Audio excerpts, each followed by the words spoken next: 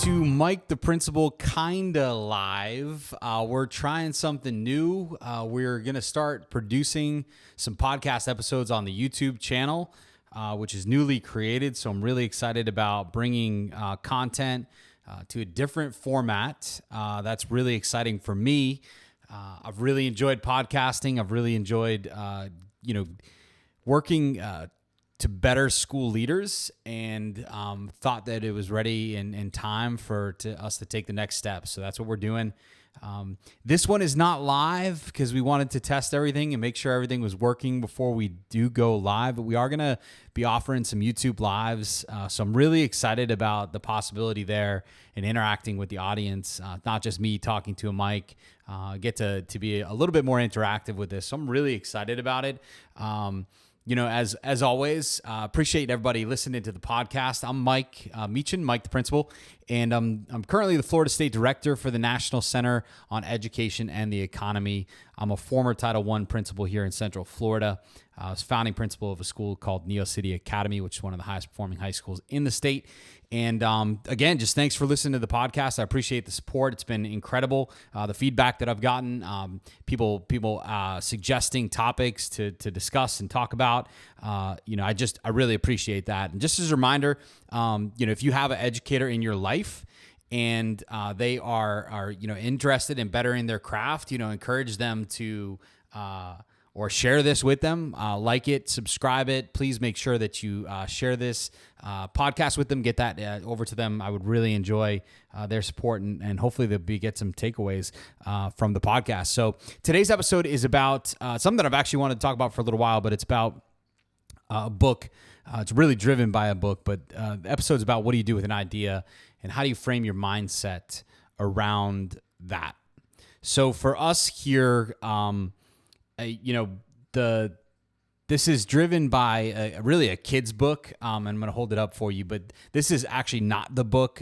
This is a book called Maybe by the same author, Kobe Yamada. And Kobe Yamada has incredible books. If you've never read his work, they are children's books, but the messages are incredible. And it's really, as a principal, the book, What Do You Do With an Idea, really spoke to me. And it talks about, well, I'm going to get into what it talks about, but quick story. It was actually shared with me, or actually given to me by my aunt, who's an elementary school teacher. She just retired after almost 40 years of teaching in the public school system. So just incredible work. But she shared that with me because that's what elementary school teachers do. And wrote a note in it when I got my first principalship to really just encouraged me. I was going into a tough situation. It was a school that needed some turnaround work. And for me, the message just, that never give up on your ideas. Your ideas need to be taken care of and supported. And, I've had recent conversations, and this is really where I kind of have come from with regard to the idea for this episode, is that I've talked with educators recently, the start of the school year. Everybody's, hitting their mission, their vision, talking about school improvement and things like that.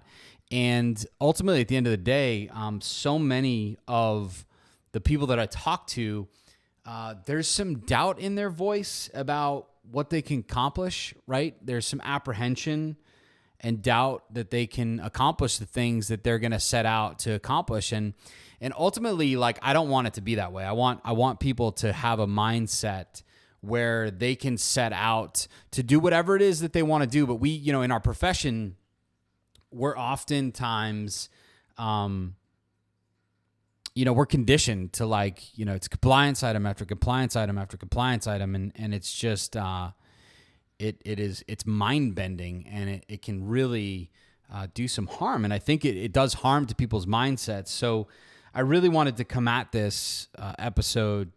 It's the start of the school year for so many, and talk about how do you shift that mindset around the idea that Kobe Yamada talks about, and what do you do with an idea? And I wanted to provide some reflection on that, right?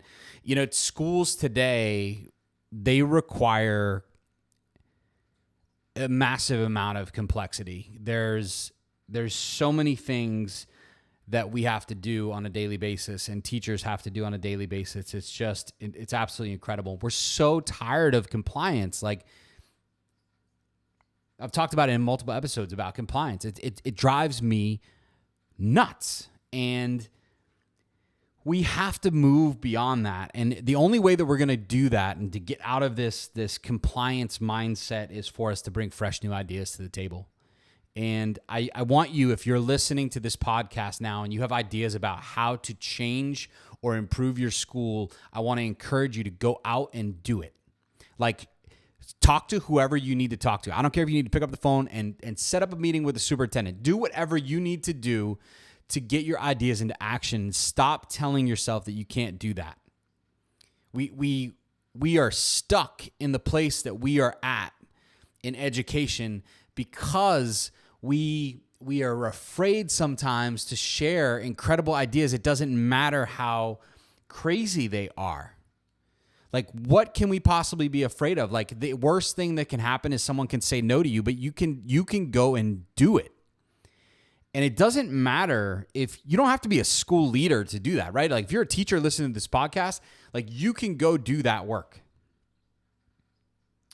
And I'm tired of people doing the same thing over and over again and expecting a different outcome. And my wife is probably so tired of hearing me say this because I talk about it all the time. But, like, that's the definition of insanity. Like, if we continue to do the same thing over and over again and expect a different outcome, we're going to be massively disappointed. So, like, what ideas do you have and what are you going to do about it? Like, that's what Kobe Yamada talks about in What Do You Do With an Idea?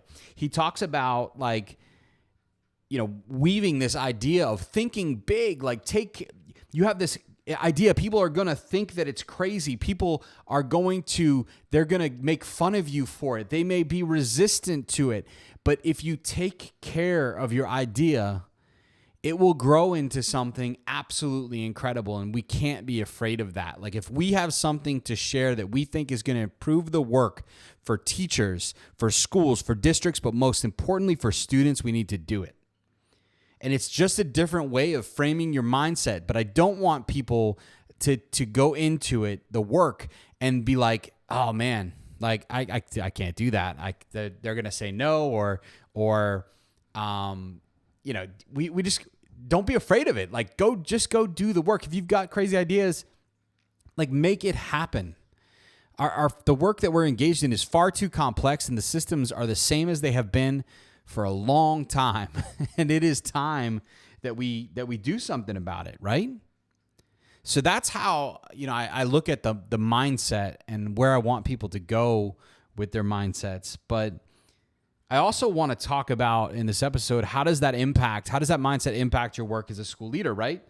So, like, when the mindset that we have when we deal with people and when we lead people matters. If we go into it with that attitude, or like, hey man, this is just something we got to do, teachers are tired of that. Like, they're tired of hearing that. Like, they just want, they want people with innovative ideas, and they will be supportive of it. Not everybody. But if you're going to lead, you have to have this growth mindset, right? Even if you want to cry in your office, that's fine. But when you go out and you lead, you need to lead. You need to be present, right? When you are in front of your people, you need to be talking about big ideas. You need to be encouraging them to share their big ideas. And how you frame that mindset, it matters. Like, it matters more than you know. It is a big, big deal. And if you expect compliance items from your folks, from your team, that's what you're going to get. Like, that's what you're going to get back. People will see ultimately at the end of the day what you value. And that's really important. That's really important that you're sharing your mindset in a way that makes them want to, generate some incredible ideas. So, how do we, when we're making decisions as a leader, what direction are we going? Like, are we following systems that may have been in place for long periods of time without ever bringing any innovative ideas to the table? And as I think there's no better time than when we start a new school year to think about, like, now's the time to bring those innovations to the table. And, do we make decisions that have been made historically just because, or do we make decisions and bring ideas that are going to change the game for the kids that we educate and that we take care of in our schools? And that's ultimately the question.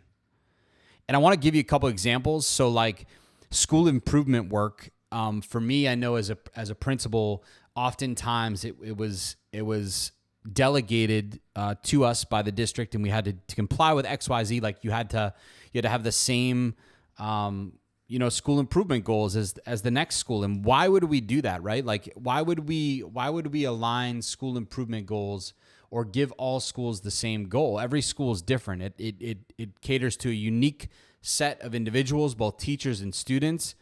So why would we want to do that? Instead, like, if you're a superintendent or assistant superintendent, listen to this. Like, you need to listen up, because when you do that, you're not valuing the ideas that the leaders that you hired, right, in the principalship and in assistant principalship and in school leadership teams to go out and do the work. Like, you hired them to bring their skill set, their ideas to the table, and you need to embrace that. So, like, when we're tackling a school improvement plan, we can't give all schools a one-size-fits-all and say, like, hey, here's the 7 things that we think as a district are important. Okay, cool. But, like, what if my school's not at the phase yet where that's as important for me? And that's a really important piece. So what ideas are we embracing from the leaders that we already have in our schools and districts? That's a really important part of the work. And another one is, like, when we have, think about high school graduation and or even at students at elementary and middle school levels who might be at risk, and they might need interventions for reading, math, whatever. Those are kids where the structures we have these MTSS systems and RTI systems and we have systems out the wazoo, but we don't necessarily ensure that those systems are working for all kids. And the reason being is that you can't, when you get that granular with kids that are so at risk, you have to bring innovative ideas to the table. You need to think beyond the barriers. Like, there's going to be barriers that are going to consistently get in your way. How are you going to overcome that? And that's what I want you to challenge you to think about, is what are you going to do with an idea? There are people listening to this podcast right now that have incredible ideas that will move schools and impact students, and they're not speaking up. So I challenge you to go out and speak up. This week, don't wait. The work that we engage in is super urgent. You have to go and tackle it. You have to go and talk about it with whomever you need to share these incredible ideas that are going to move the school forward. And again, you don't have to be a school leader. You can be a teacher, a paraprofessional, a parent. You can help support the ideas and help them grow into something really, really special. So just to quickly recap, schools are incredibly complex, and they are in the need of big ideas. And we as educators, we cannot be afraid to bring these ideas to the table, to take care of these ideas and frame our mindset around that work. It's really important. So I want you to think about that as you tackle the year ahead, is get your mindset right in terms of bringing big ideas to the table, and go do it. Go do it. Go tackle that work and really engage with your ideas and turn them into something special. I really believe that is what needs to be done. So again, I hope you like the new format. It's It's taken a little bit of planning to get everything working together, but I'm excited to be able to extend content to YouTube along with the podcast. It'll be available still on all the same platforms, Apple Podcasts, Spotify, wherever you listen. But it will also now be extended to YouTube, and we'll be doing some lives as well, some live feeds. We're hopeful to have some guests on toward the end of this season as well. So I'm excited about things we've got coming on the podcast. Make sure that you check out the link in the show notes to see more of my work, especially the work that I'm doing right now with the National Center on Education and the Economy, where we're really supporting the work nationwide and really have a global reach in terms of leadership development, executive leadership development. And again, if you like what you hear and you have an educator in your life, please like, share, subscribe to the podcast. If you do subscribe, you'll get notified whenever new content drops. So again, I appreciate your support. And that's all I got for you tonight. But I appreciate your time, appreciate your listening, and hopefully you enjoyed the new format. I'm excited about getting it moving forward. And thanks as always for listening. Have a good night.